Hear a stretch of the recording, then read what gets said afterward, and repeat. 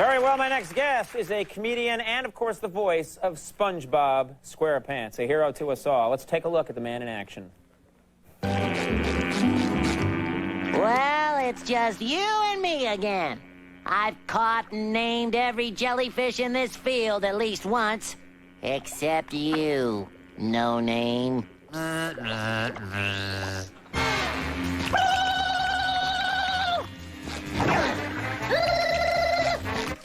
Please welcome Tom Kenny.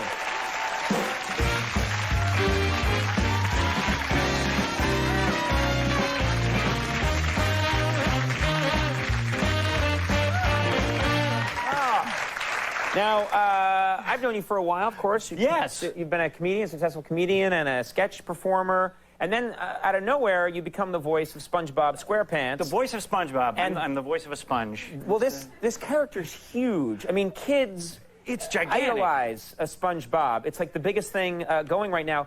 First question, how do you come up with a voice for a character named SpongeBob SquarePants? Like, what was the inspiration? When did you know, like, I think I've got the voice? Well, actually, the voice had been in my head for a while, and I'm probably not supposed to tell the story. Nickelodeon warned me about it, but... that's a scary mafia over at Nickelodeon. Oh boy, they'll kill you. They'll kill you.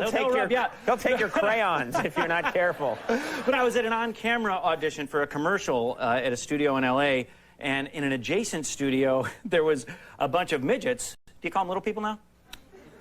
They're midgets anyway. They like and I don't know what to say at this point. Height challenge. Height challenge. Whatever. And they were auditioning for a Christmas commercial, and they all had their own elf suits. You know, right. they came packing them to this audition, and there was one exceptionally mean-spirited, bitter little midget whose voice just stood out, and I just remembered it for years. Because you could hear him through the wall. Oh, yeah. If it wasn't for the Christmas, I wouldn't work. It's the only time of the year I work. And that is the damn truth. All right. That's a heartwarming story. Yeah. Why doesn't Nickelodeon like you to tell that story? I have no idea. Yeah. We should run a disclaimer. The following story contains cursing and midgets. Right.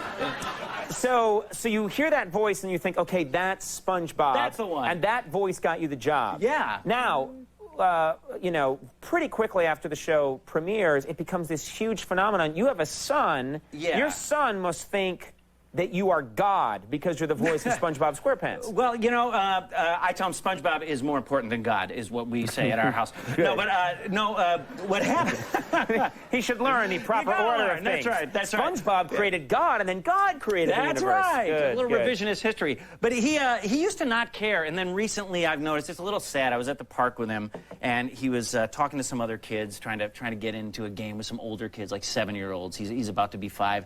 And he goes up to him and he says, "Hi, my name is Mac." Nothing. They chill him. They stone him. Yeah. Stone him. "Hi, my name is Mac." Nothing. "My dad is the voice of SpongeBob." "Oh, cool." And then they start playing with him, and my heart just went, you know. And after that, I took him aside and I hugged him and I said, "Mac, you know, that made me so sad to hear you say that. You know, my dad is the voice of SpongeBob. That makes me sound like a one-trick pony. What about all the other stuff? I'm on the Powerpuff Girls, you know. I'm the mayor, I'm the narrator, the city of Townsville. I start every show. You know, I'm dog, I'm cat dog. You know, I just did 4 Home Depot spots for radio. Go tell them. They're leaving the park. Go tell them. They're taking their sand pails. Go tell them. Here's my resume. Go run up to those kids and tell them everything I do. And that made everything okay. That made everything okay. He brings the resume to all the play dates now. Yeah. What about there's a controversy over a SpongeBob character, and I have to admit I've seen the show a number of times, but I can't in my mind pick out what's the controversy. Well, you know, so I hear. Somebody told me that there's on the internet there's been some discussion. There's a character called Squidward. Do you guys know who Squidward is? Yeah. Little squid? No, they don't know.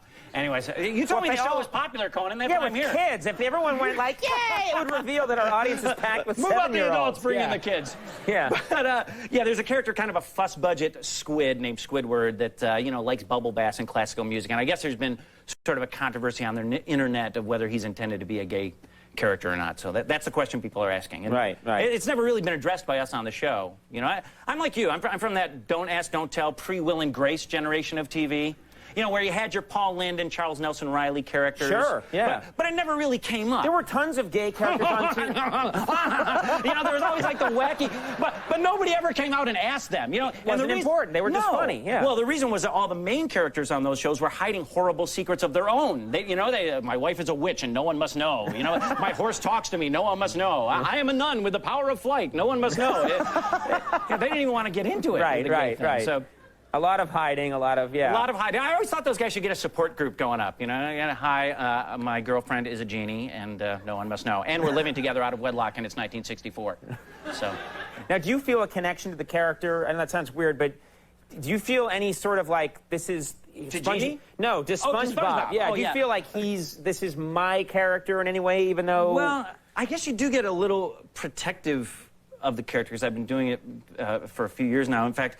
My wife and son and I went to Universal Studios, and they have the SpongeBob guy walking around, the character. What's he walking like a robot for? Yeah, because he's practicing your dance moves. Yeah. But the... Hey, wait a minute. Don't feel bad for me. He is the best robot I know that dancer. doesn't look good. Hey, people are like, he mustn't know. That looks stupid. He mustn't understand. That's Conan's terrible secret. Yeah, right. But I'm well aware of what I'm doing, everybody. Don't worry about me. This walk-around character just got attacked by kids. They were so happy to see him, but they started tugging on him and pulling on his nose and just really abusing this poor guy doing the robot walk in the suit. And before I knew it, I was in the middle of it. You know, you're hurting him. Let go. Get away from him.